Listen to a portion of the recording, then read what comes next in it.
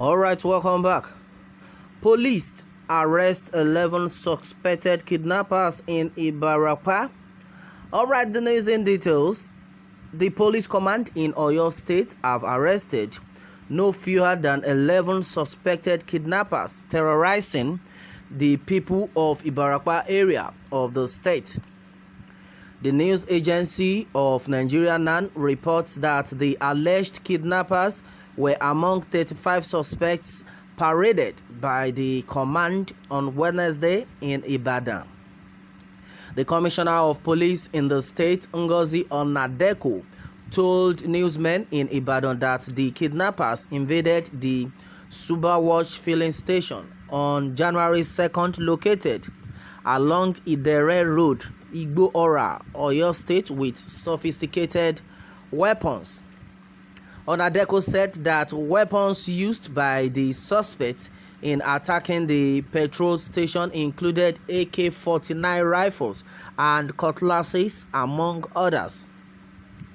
In the course of the attack, the kidnappers shot sporadically in different directions, and in the process, two young girls identified as Babatunde Omowumi and Toriola Kudirat were hit by stray bullets and died on the spot.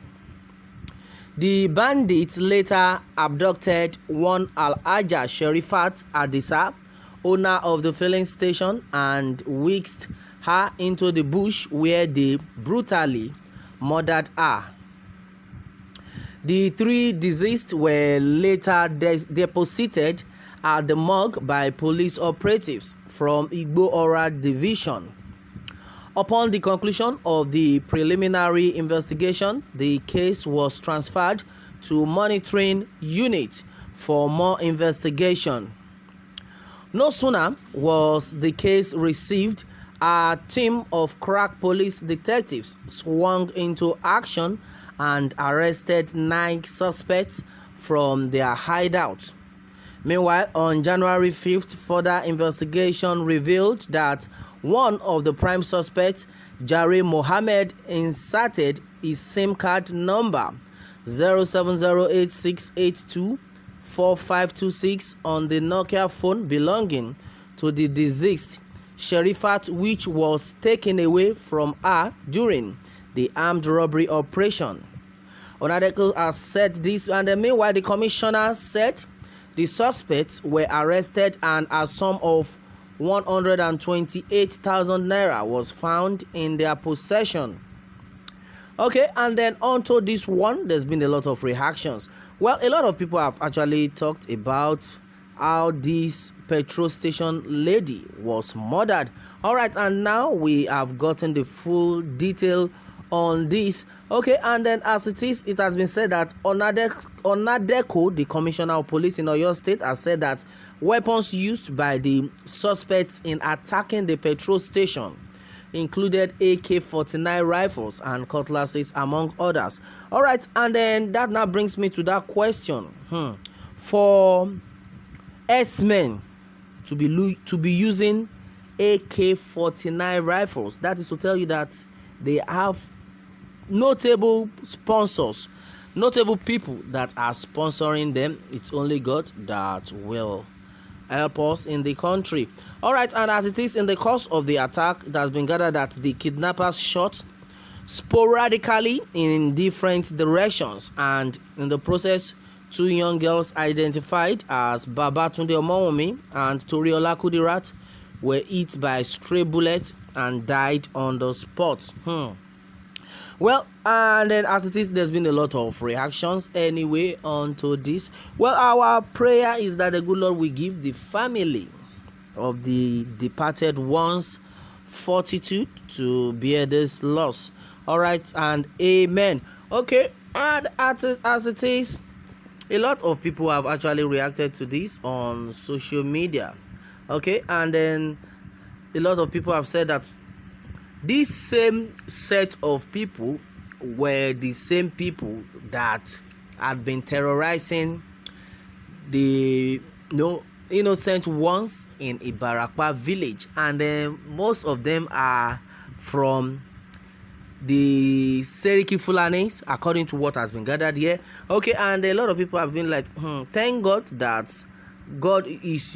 for him using Sunday Igboho to tackle this, or else it would have been something else. And somebody has said that since the emergence of Sunday Igboho, the area had been calmed. All right, the thing is, the prayer of the righteous are beginning to be answered. Well, and it has been gathered that most of these people that have been arrested, these suspects, they were the ones that had been terrorizing the people of Oyo State.